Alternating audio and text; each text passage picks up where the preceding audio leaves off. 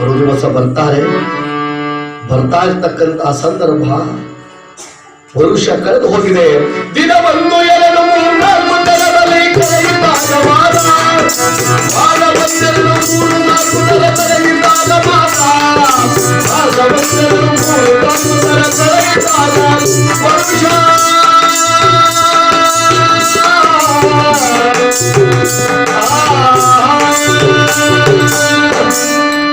ದಿನ 1 2 3 4 ತಿಂಗಳುಗಳು ಕಳೆಯುತ್ತವೆ, ವರುಷಗಳು ಉರುಳಿ ಹೋಗ್ತವೆ. ವಿದ್ಯಾಭ್ಯಾಸದ ಕಾಲ ಮುಕ್ತಾಯವಾಗ್ತಾ ಇದೆ. ಎಲ್ಲರೂ ತಮ್ಮ ತಮ್ಮ ಮನೆಗೆ ಹೊರಡ್ತಕ್ಕಂತಹ ಕಾಲ. ಎಲ್ಲರೂ ಹೊರಟು ಹೋಗುವಾಗ ಗುರು ಕಾಣಿಕೆಯನ್ನು ಕೊಡ್ತಾ ಇದ್ರೆ ಎಲ್ಲರೂ ಹೊರಟು ಹೋಗ್ತಾ ಇದ್ದಾರೆ. ಎಲ್ಲರೂ ತಮ್ಮ ತಮ್ಮ ಯೋಗ್ಯತಾನುಸಾರವಾಗಿ ಆ ಗುರುಗಳಿಗೆ ಫಲ, ಪುಷ್ಪ, ದಕ್ಷಿಣೆಯನ್ನ ತಾವು ಕೊಡ್ತಾ ಇದ್ರೆ, ಈ ಸಂದರ್ಭದಲ್ಲಿ ಸುಧಾಮ ಯೋಚನೆ ಮಾಡ್ತಾ, ನಾನು ಏನು ಕೊಡಲಿ? ನಾನು ನೋಡುವ ಬಡವ, ನಿರ್ಗತಿಕ, ಯಾರೂ ಇಲ್ಲದವನು, ಏನೂ ಇಲ್ಲದವನು, ನಾನು ಏನು ಕೊಡಲಿ ಎಂಬುದಾಗಿ ತಾನು ಯೋಚನೆ ಮಾಡ್ತಾ ಇದ್ರೆ, ಸಂದರ್ಭದಲ್ಲಿ ಗುರುಗಳಿಗೆ 2 ಬಾಳೆಹಣ್ಣುಗಳನ್ನು ತರ್ತಾನೆ. ಗುರುಗಳೇ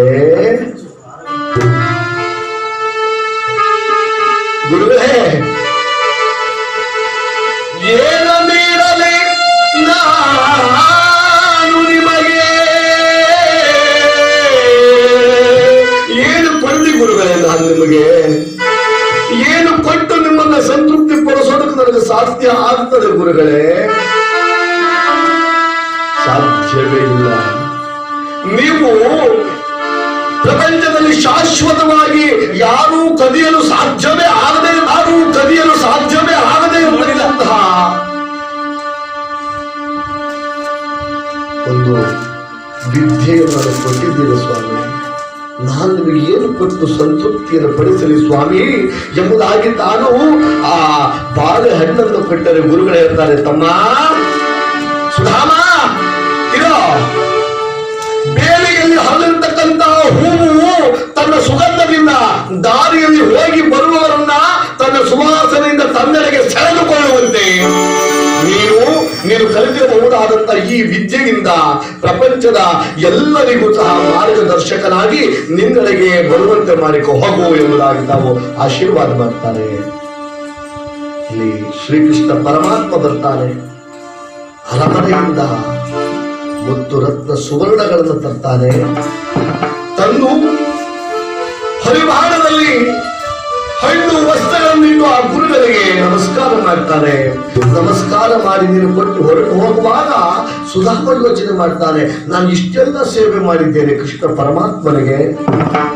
ಶ್ರೀಕೃಷ್ಣ ಪರಮಾತ್ಮ ಈಗ ಹೋಗ್ತಾನೆ. ಹೋಗುವಾಗ ನನ್ನನ್ನು ಕರ್ಕೊಂಡು ಹೋಗ್ತಾನೆ.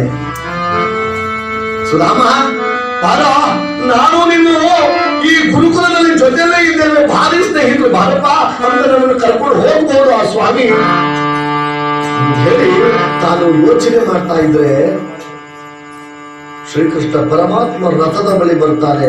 ಇವಾಗ ಕಲಿತಾನಿರೋದನ್ನ ರಥದ ಬಳಿ ಬಂದು ರಥದ ಮೇಲೆ ಕೈ ಇರ್ತಾನೆ. ಇವಾಗ ನನ್ನನ್ನು ಕಲಿತಾನೇನೋ ಅಂತೇಳಿ ಸುಧಾಮ ಕಣ್ಣುಗಳಿಂದ ನೋಡ್ತಾ ಇದ್ರೆ ಒಂದು ಪಾದವನ್ನ ರಥದ ಮೇಲೆ ಇರ್ತಾನೆ ಭಗವಂತ. ಏನೇನು ಕೃಷ್ಣ ಪರಮಾತ್ಮ ನನ್ನನ್ನು ಮರೆತು ಬಿಟ್ನಾ? ಕರೀಲಿಲ್ವಲ್ಲ? ಪರಮಾತ್ಮ ಕೃಷ್ಣನಿಗೆ ನಾನು ಏನೂ ಇಲ್ಲದವನು ಇರತಕ್ಕಂತ ಅರಿವು ಆತನಿಗೆ ಬಂದು ಹೋಗ್ತೇನೋ? ನಾನು ಬಡವ, ಈ ಬಡವನನ್ನ ಹೇಗೆ ಕರೆದುಕೊಂಡು ಹೋಗಬೇಕಿವನನ್ನ ಅಂತಕ್ಕಂತಹ ಮನಸ್ಸು ಆ ಸ್ವಾಮಿಗೂ ಉಂಟಾಯ್ತೋ ಏನೋ? ತೊರೆದು ಜೀವಿಸಬಹುದೇ ಹರಿನ ಚರಣಗಳ ಬರಿದೆ ಮಾತೆ ಅರಿತು ನಾನು ಹೇಗೆ ಸ್ವಾಮಿ ಏನು ಬೇಕಾದ್ರೂ ಬಿಟ್ಟು ಬಾಳ್ತೇನೆ, ಬದುಕ್ತೇನೆ, ಆದರೆ ನಿನ್ನ ಚರಣವ ಬಿಟ್ಟು ಬಾಳೆನೋ ಸ್ವಾಮಿ. ಸ್ವಾಮಿ ಒಂದು ಕ್ಷಣ, ಒಂದು ಅರಗಳಿಗೆ ನಿನ್ನ ನಾಮಸ್ಮರಣೆಯನ್ನಾಗ ಸೇವೆಯನ್ನಾಗಲಿ ನಿನ್ನ ಚರಣ ಸೇವೆಯನ್ನಾಗಲಿ ಬಿಟ್ಟು ಬದುಕುವ ಶಕ್ತಿ ನನಗಿಲ್ಲ ಸ್ವಾಮಿ. ಆದ್ರೆ ಕೃಷ್ಣ ಪರಮಾತ್ಮ ಮತ್ತೆ ಕಲಿತಾನೇನೋ ಅಂತ ನೋಡ್ತಾನೆ. ಕೃಷ್ಣ ಪರಮಾತ್ಮ ತಾನು ರಥದಲ್ಲಿ ಕುಳಿತಿರುವಾಗ ಇವಾಗ ಏನಾದ್ರೂ ಹಿಂದಿರುಗಿ ನೋಡ್ತಾನೋ ಏನೋ ನೋಡೋಣ ಅಂತೇಳಿ ಆ ಕೃಷ್ಣ ಪರಮಾತ್ಮ ಕೂತಿರೋ ಬಾಗಿ ನೋಡ್ತಾನೆ. ಸುಧಾಮ ನೋಡ್ತಾ ಇಲ್ಲ ಕೃಷ್ಣ ಪರಮಾತ್ಮ. ಕೃಷ್ಣ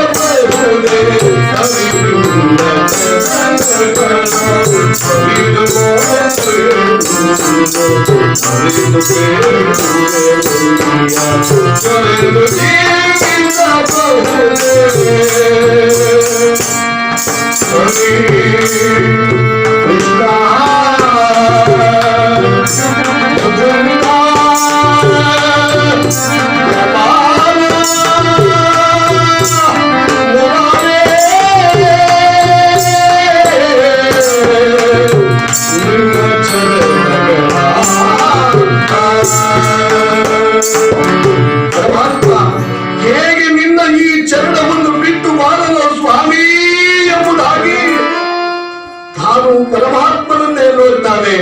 ಕರವನು ಕರಿತಾನೇನೋ ದರಿದ್ರನೆಂದು ಜಯವನ ಬಡವ ನೀನೆಂದು ದೂರ ತಳ್ಳುವನು. ಕರಿತಾನೇನೋ ಇವಾಗ ನನ್ನನ್ನ ಭಾರತ ಅಂತ ಹೇಳೋದನ್ನ ಸ್ವೀಕಾರ ಮಾಡ್ತಾನೋ ಏನೋ. ಹೇ ಕೃಷ್ಣ ಕೃಷ್ಣ ಅಂತಿದ್ರೆ ಆ ಸಾರಥಿಗೆ ಸಂಧೆ ಮಾಡ್ತಾರೆ, ರಥವನ್ನು ಓಡಿಸು ಎಂಬುದಾಗಿ. ರಥವನ್ನು ಓಡಿಸ್ತಾ ಇದ್ರೆ ಕೃಷ್ಣ ಪರಮಾತ್ಮ ಧರ ಧರ ಧರ ಧರ ಧರ ಧರನೆ ರಥವನ್ನು ಏರುತ್ತಾರೋ ಬರ್ತಾ ಇರ್ತಕ್ಕಂತಹ ಸಂದರ್ಭ ತಾನು ತಾನು ತನ್ನ ಅರಮನೆಯಿಂದ ಸೇರಿ ಮುಂದಿನ ಜೀವನದಲ್ಲಿ ತಾನು ಭಾಗಿಯಾಗಿದ್ರೆ ಸುಧಾಮನು ಸಹ ತಾನಿಲ್ಲಿ ಜೀವನವನ್ನು ಮಾಡ್ತಾ ಇದ್ದಾನೆ. ವರುಷಗಳು ಉರುಳಿ ಹೋಗಿವೆ. ಒಂದು ವರ್ಷ ಕಳೆದೋಗಿದ್ರು. ಒಂದು ವರ್ಷ ಉರುಳು ಹೋದ್ರೆ ಇಲ್ಲಿ ಜೀವನ ಚಕ್ರ ಕಾಲಚಕ್ರದ ಜೀವನದ ನಿಯಮದಂತೆ ಗೃಹಸ್ಥಾಶ್ರಮ ಸೇರಿದ್ದಾನೆ. ಸುಧಾಮ ಸೇರಿರ್ತಕ್ಕಂತಹ ಕಾಲದಲ್ಲಿ ಯೋಚನೆ ಮಾಡ್ತಾನೆ. ಚಾಮುಂಡಾದೇವಿ ಎಂಬತಕ್ಕಂತಹ ಉತ್ತಮ ಕುಲದ ಸ್ತ್ರೀಯರನ್ನ ತಾನು ವಿವಾಹ ಮಾಡಿಕೊಳ್ಳುತ್ತಾನೆ, ಮದುವೆ ಮಾಡಿಕೊಂಡಿದ್ದಾನೆ. ಬಹುಮಂದಿ ಮಕ್ಕಳು, ಭಾರೀ ಬಡತನ. ಎಂತಹ ಬಡತನ! ಆ ಸುಧಾಮ ತಾನು ಮಲಗಿದ್ದರೆ ನಕ್ಷತ್ರವನ್ನ ನೋಡೋದಕ್ಕೆ ಮನೆಯಿಂದ ಹೊರಗೆ ಬರೋದೇ ಬೇಕಾಗಿಲ್ಲ. ಅವ ಮನೆಯಲ್ಲೇ ನಿಂತು ನೋಡಿದರೆ ಹೆಂಚುಗಳ ಸಂಧಿಯಿಂದ ನಕ್ಷತ್ರ ಕಾಣ್ತದೆ, ಹೆಂಚುಗಳು ಇಲ್ಲ ಮನೆಗೆ.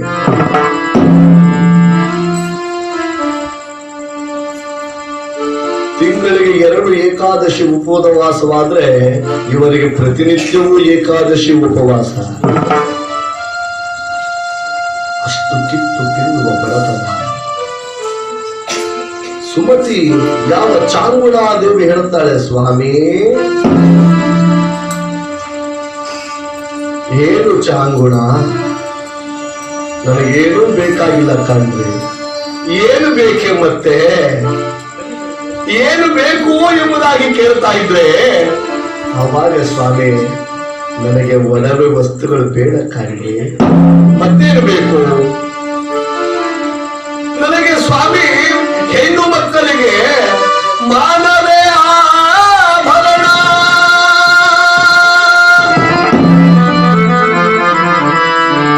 ಸ್ವಾಮಿ ಹೆಣ್ಣು ಮಕ್ಕಳಿಗೆ ಮಾನವೇ ಆಭರಣ. ಸ್ವಾಮಿ ನೋಡಿ, ನಾನು ತೊಟ್ಟಿದ್ದೇನೆ ಸೀರೆ ಹರಿದು ಹೋಗಿದೆ, ಬಟ್ಟೆ ಚಿಂದಿ ಆಗಿದೆ, 108 ತೂತುಗಳಾಗಿವೆ ಸೀರೆ, 108 ತೂತುಗಳಾಗಿದೆ ಸೀರೆ. ಸ್ವಾಮಿ ಮಾನ ಸಂರಕ್ಷಣೆಗೆ ಅದನ್ನ ನಾನು ಗಂಟು ಕಟ್ಟಿ ತೊಟ್ಕೊಂಡಿದ್ದೇನೆ. ಸ್ವಾಮಿ ಏನು ಬೇಕೆ ಮತ್ತೆ? ಒಡವೆ ಬೇಡ ಅಂತ ಹೇಳ್ತೀಯ, ಬಟ್ಟೆನೂ ಬೇಡ ಅಂತ ಹೇಳ್ತೀಯ, ಆದ್ರೂ ಬೇಕು ಅಂತ ಕೇಳ್ತಿದ್ದೀರ. ಏನು ಬೇಕೆ ಸುಮ್ಗೆ ಚಾಂಗುಣ? ಸ್ವಾಮಿ ಬೇಕು ಸ್ವಾಮಿ, ನನಗೇನು ಬೇಕು? ಇದೋ ಸ್ವಾಮಿ ನೋಡಿ, ಇದೋ ಈ ನನ್ನ ಕರುಳ ಬಳ್ಳಿಗಳು. ಅಮ್ಮ ಅನ್ನ, ಅಮ್ಮ ಅನ್ನ, ಅಮ್ಮ ಅಮ್ಮ ಅನ್ನ ತಾಳೆ ಅನ್ನ.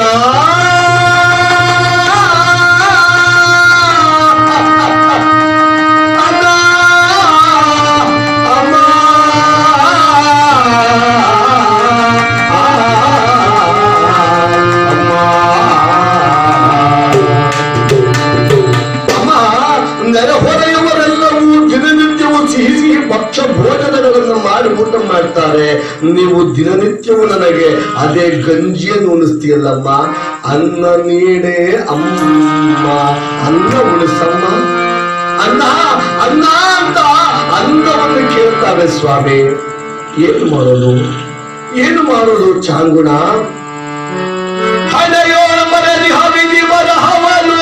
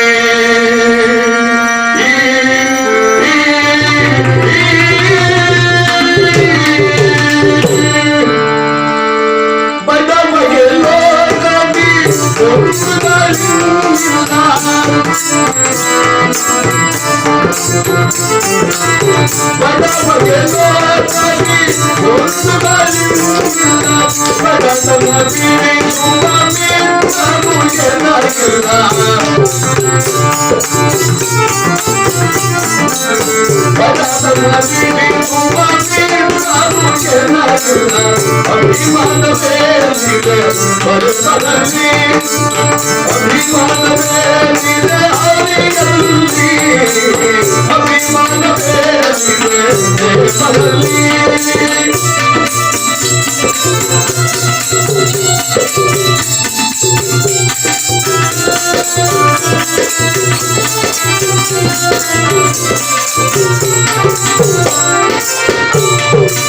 ಬಡ ಬಡ ಬಾಳು ಕಸಕ್ಕೆ ಸಮಾನ ಬಡ ಬಡ ಬಾಳು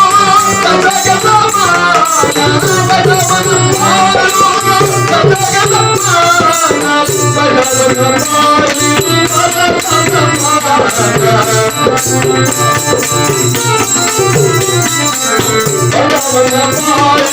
ಬಡ ಬಡ ಬಾಳು ಅಭಿಮಾನ ಬೇರಿದೆ ಬರಿಯಲ್ಲಿ ಅಭಿಮಾನ ಬೇರಿದೆ ಅಭಿಮಾನ ಬೇರಿದೆ ಬರಿಯಲ್ಲಿ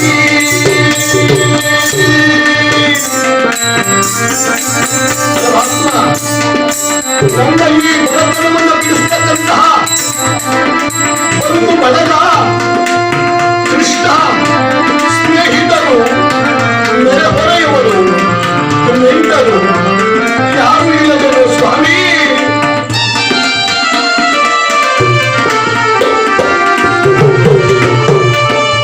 ಬಡವನ ಬಾಳು ಕಸಕ್ಕೆ ಸಮಾನ ಬಡವನ ಬಾಳು ಕಸಕ್ಕೆ ಸಮಾನ ಬಡವನ ಬಾಳು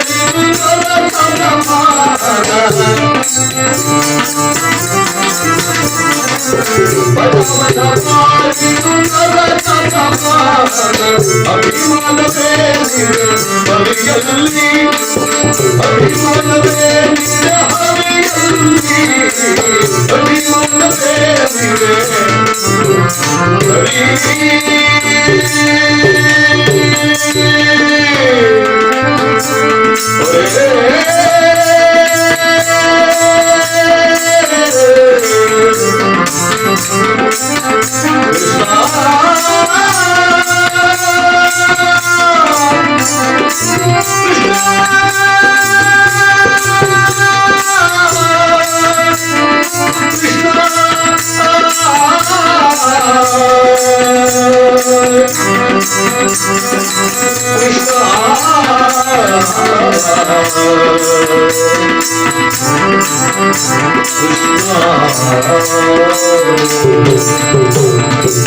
ನಾನು ಬಡವ ಏನೂ ಇಲ್ಲದವನು ಎಂಬತಕ್ಕಂಥ ಅಭಿಮಾನ ಭಗವಂತನಿಗೂ ಇಲ್ಲವಲ್ಲ ಚಾಂಗುಳ.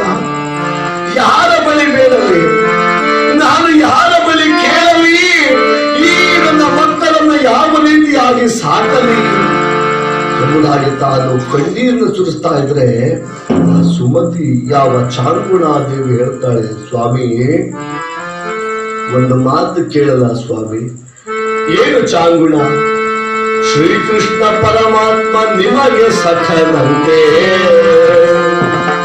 ಶ್ರೀಕೃಷ್ಣ ಪರಮಾತ್ಮ ಇದ್ದಾನಲ್ಲ, ಅವನು ನಿಮಗೆ ಸ್ನೇಹಿತನಂತಲ್ಲ ಸ್ವಾಮಿ. ಹೌದು ಹೌದು ಅವನು ಏನು ಮಾಡಲಿ? ಪ್ರಪಂಚಕ್ಕೆಲ್ಲ ಇಡೀ ಪ್ರಪಂಚವನ್ನೇ ತನ್ನ ಅರುಣ ಮಾತ್ರದಿಂದ ಪಾಲನೆ ಪೋಷಣೆ ಮಾಡ್ತಾನಂತಲ್ಲ ಸ್ವಾಮಿ. ಹೌದು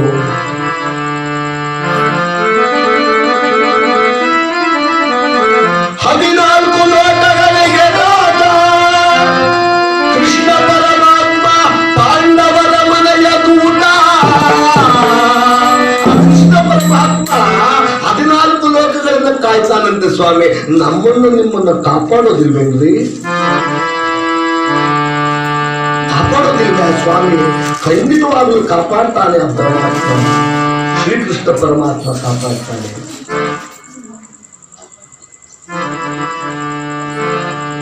ಆ ಪರಮಾತ್ಮ ಕಾಪಾಡ್ತಾನೆ. ಆದ್ರೆ ನಾವು ಹೋಗಿ ಕೇಳಬೇಕು ಸ್ವಾಮಿ ಅಂದ್ರೆ ನಾನು ಕೇಳಬೇಕಾ ಕೃಷ್ಣನಿಗೆ? ಹೌದು. ಯಾಕೆ? ಅವನು ನನ್ನ ಸ್ನೇಹಿತ. ನಾನು ಯಾಕೆ ಕೇಳಲಿ ಅವನನ್ನ? ಸ್ನೇಹಿತನನ್ನು ನಾನು ಆ ಸ್ನೇಹವನ್ನು ದುರುಪಯೋಗ ಮಾಡಿಕೊಳ್ಳ. ಆ ಚಾಂಗುಣ ಅಂದ್ರೆ ಸ್ವಾಮಿ, ನೀವು ಕೇಳೋದು ಶ್ರೀಕೃಷ್ಣನಿಗಲ್ಲ, ಅವನು ಪರಮಾತ್ಮ ಭಗವಂತ. ಆ ಸ್ವಾಮಿಯನ್ನು ನಾವು ಕೇಳದೇ ಇದ್ರೆ ಅವನು ಹೇಗೆ ಕೊಡ್ತಾನೆ ಸ್ವಾಮಿ? ಕೇಳಬೇಕು ಸ್ವಾಮಿ. ಅವಾಗ ಸುಧಾಮನಿಗೆ ಒಂದು ಅರಿವು ಆಗ್ತದೆ. ಏನು ಅರಿವು? ಏನು ಅರಿವಾಗ್ತದೆ ಅವನಿಗೆ? ಹೌದು, ನಾನು ಶ್ರೀಕೃಷ್ಣ ಪರಮಾತ್ಮ ಕೇವಲ ನರಮನುಷ್ಯ, ನನ್ನ ಸ್ನೇಹಿತ ಅಂತಕ್ಕಂಥ ಭಾವನೆ ನನಗಿತ್ತು. ಕೃಷ್ಣ ನೀನು ನೀನು ಭಗವಂತ ಅಂತಕ್ಕಂಥ ಜ್ಞಾನವೇ ನನಗಿಲ್ಲದೆ ಆಗಿ ಹೋಗಿತ್ತಲ್ಲೋ. ಹೌದು, ನನ್ನ ಕಣ್ಣನ್ನು ತೆರೆಸಿದಳ ನನ್ನ ಈ ಹೆಂಡತಿ. ಹೌದು, ಅದೆಲ್ಲ ಒಳ್ಳೆ ಆಯಿತು. ನಮ್ಮ ಶ್ರೀರಾಮನ ಸೇವೆಗೆ, ಶ್ರೀರಾಮನ ಸೇವೆಗೆ, ಶ್ರೀರಾಮನ ಸೇವೆಗೆ, ಶ್ರೀರಾಮನ ಸೇವೆಗೆ ಅದೆಲ್ಲ ಒಳ್ಳೆ ಆಯಿತು. ನಮ್ಮ ಶ್ರೀರಾಮನ ಸೇವೆಗೆ, ಶ್ರೀರಾಮನ ಸೇವೆಗೆ, ಶ್ರೀರಾಮನ ಸೇವೆಗೆ, ಶ್ರೀರಾಮನ ಸೇವೆಗೆ ಅದೆಲ್ಲ ಒಳ್ಳೆ ಆಯಿತು.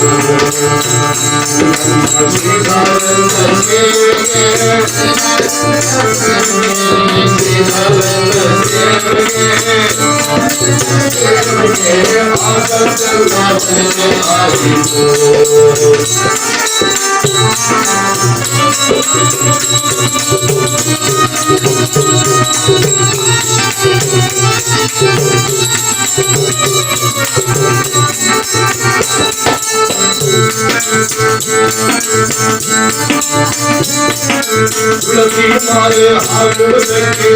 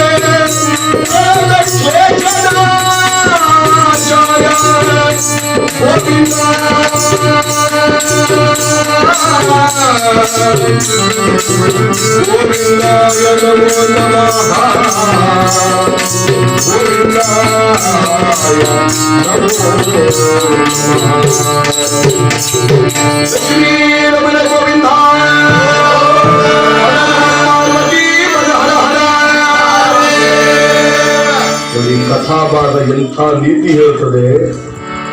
ಸಂಕಷ್ಟ ಬಂದಾಗ ಹೆಂಡತಿ ತಾನು ನಿಜವನ್ನು ತಿಳಿಸಿ ಹೇಳ್ತಾ ಇದ್ದಾಳೆ. ಶ್ರೀಕೃಷ್ಣ ಪರಮಾತ್ಮನೆಂಬುವನು ನಿಮಗೆ ಸಖನಂತೆ. ಮಾತಾಡ್ಬೇಡಮ್ಮ. ಶ್ರೀಕೃಷ್ಣ ಪರಮಾತ್ಮ, ಆ ಪರಮಾತ್ಮನನ್ನ ನೀವು ಕೇವಲ ನರ ಮನುಷ್ಯ ಅಂತ ತಿಳಿದಿದ್ದೀರಿ. ಅವನು 14 ಲೋಕಗಳಿಗೆ ನಾಟ. ಅವನು ಪಾಂಡವರ ಮನೆಯ ದೂತ. ಸ್ವಾಮಿ, ಪಾಂಡವರನ್ನೆಲ್ಲ ಕಾಪಾಡಿಬಿಟ್ಟಾವ. ಯಾಕೆ? 14 ಲೋಕ್ಷವನ್ನ ತನ್ನ ಕುಕ್ಷಿ ತನ್ನ ಉದರದಲ್ಲಿಟ್ಟುಕೊಂಡು ಸಾಕ್ತಕ್ಕಂತ ಪರಮಾತ್ಮ ಪಾಂಡವರ ಮನೆಯಿಂದ ಕಾದ ಅಂತ ಹೇಳಿದ್ರೆ ಆ ಪಾಂಡವರಿಟ್ಟ ಭಕ್ತಿಗೆ ಸ್ವಾಮಿ. ಅಂತೆ ನಾವು ಭಕ್ತಿಯಿಂದ ಆ ಕೃಷ್ಣನನ್ನ ಬೇಡಿದ್ರೆ ಅವನು ನಮ್ಮ ಬಾಳಿನ ಬಡತನ ದೂರ ಮಾಡೋದಿಲ್ಲ ಸ್ವಾಮಿ. ಆಗ ಅವಾಗ ಹೌದು ಚಾಂಗುಣ, ನಾನು ಆ ಪರಮಾತ್ಮನನ್ನ ನನ್ನ ಸಖಾ ಅಂತೇಳಿ ನಾನು ಮರೆತಿದ್ದೆ, ಅವನಿಗೆ ಏನು ಕೇಳಲೇಬಾರದು ಅಂತ ನಾನು ಅಂದುಕೊಂಡಿದ್ದೆ. ನನ್ನ ಕಣ್ಣು ತೆರೆಸಿದೆಯಾ? ಬೇಕು, ಜೀವನದಲ್ಲಿ ಕಣ್ಣು ತೆರೆಸುವವರು ಬೇಕು. ಆ ಕಣ್ಣು ತೆರೆಸಬೇಕು ಯಾರಾದ್ರು ಅಂತ ಹೇಳಿದ್ರೆ ನಾವು ಬಾಗಬೇಕು. ಬಾಗಿದ್ದು ಯಾವಾಗಲೂ ನಮ್ಮನ್ನ ತಲೆ ಎತ್ತಿ ಮಾಡೋ ಹಾಗ್ತದೆ, ನಾವು ಬೀಗಿದ್ರೆ ತಲೆ ತಗ್ಗಿಸಿ ಮಾಡೋ ಹಾಗೆ ಮಾಡ್ತದೆ. ಬಾಗಬೇಕು ನೋಡಿ. ಫಲ ತುಂಬಿರ್ತಕ್ಕಂತ ತೆಂಗಿನ ಗೊನೆ ಬಾಗಿರ್ತದೆ, ಯಾಕೆ ತುಂಬಿರ್ತದೆ, ಅದಕ್ಕೆ ಬಾಗುತ್ತದೆ. ರಾಗಿ ತೆನೆ ಕಟ್ತದೆ, ಕಾಳು ತುಂಬಿರ್ತದೆ, ಫಲ ತುಂಬಿರ್ತಕ್ಕಂಥದ್ದು ಅದು ಬಾಗುತ್ತದೆ. ಭತ್ತ ತುಂಬಿರ್ತದೆ, ಅದು ಬಾಗುತ್ತದೆ. ಹಾಗೆ ಜ್ಞಾನ ತುಂಬಿರ್ತಕ್ಕಂಥ ಮನುಷ್ಯ ಯಾವಾಗಲೂ ಬಾಗುತ್ತಾನೆ. ಹೌದು, ಸುಮ್ಮನೆ ಬಾಗೋದಲ್ಲ. ಯಾರಿಗೆ ಬಾಗಬೇಕು? ಸರ್ವಜ್ಞ ಮೂರ್ತಿಗಳು ಹೇಳ್ತಾರೆ,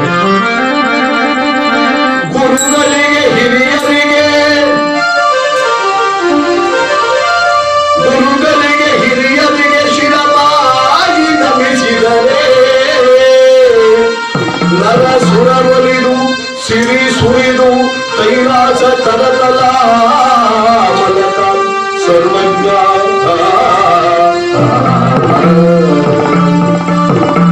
ಮನುಷ್ಯ ಬಾಗಬೇಕು ಯಾರಿಗೆ? ತಂದೆ ತಾಯಿಗಳಿಗೆ, ಗುರು ಹಿರಿಯರಿಗೆ, ದೇವರಿಗೆ. ಅವರ ಅಲ್ಲಿ ತಲೆ ತಗ್ಗಿಸಿದ ಅಂತ ಹೇಳಿದ್ರೆ ಸಮಾಜದಲ್ಲಿ ತಲೆ ಎತ್ತಿ ಬಾಳೋ ಹಾಗೆ ಅಂತ ಗುರುಗಳ ಆಶೀರ್ವಾದ ಮಾಡ್ತಾರೆ. ಗುರುಗಳ ಎದುರಿಗೆ ಹೋಗಿ ತಲೆ ಎತ್ತಿ ಬಿಟ್ರೆ ಏನ್ ಸ್ವಾಮಿ ಏನು ಅಂದ್ರೆ, ಗುರುಗಳ ಎದುರಿಗೆ, ಈ ತಂದೆ ತಾಯಿಗಳ ಎದುರಿಗೆ ಯಾರು ಸೆಟೆದು ನಿಂತು ಮಾತಾಡ್ತಾರೋ ಜೀವನ ಪೂರ್ತಿ ತಲೆ ತಗ್ಗಿಸಿ ಮಾಡೋದೇ ಆಗ್ತದೆ ಅವರು ಪರಿಸ್ಥಿತಿ. ಹಾಗಾಗಿ ಬಾಗಬೇಕು ಮನುಷ್ಯ. ಸಕಲ ಲೋಕ ಸಂರಕ್ಷಕನಾಗಿರ್ತಕ್ಕಂಥ ಪರಮಾತ್ಮನಿಗೆ ಬಾಗಬೇಕು. ಇಲ್ಲಿ ಬಾಗದ ಯಾರು? ಸುಧಾಮ. ಆ ಪರಮಾತ್ಮನಿಗೆ ತನ್ನ ಹೆಂಡತಿ, ಅಯ್ಯೋ ಇಷ್ಟು ದಿವಸ ನನಗೆ ಆ ಕೃಷ್ಣ ಪರಮಾತ್ಮನ ಅರಿವು ನನಗಿರಲಿಲ್ಲ, ಈ ದಿವಸ ಗೊತ್ತಾಗೋಯ್ತಲ್ಲ ನನಗೆ. ಹೌದು, ಇಷ್ಟು ದಿವಸ ನಾನು ಅಹಂಕಾರ ಪಟ್ಟಿದ್ದೆ, ಈ ದಿವಸ ಆ ಕೇಶವನ, ಆ ಮುರಳಿಯ ಬಗ್ಗೆ, ಆ ಮಾಧವ ಮಧುಸೂದನನ ಬಗ್ಗೆ ನನಗೆ ತಿಳಿಸಿ ಹೇಳಿದ್ರಲ್ಲ ಈ ನನ್ನ ಹೆಂಡತಿ. ಆದದ್ದೆಲ್ಲ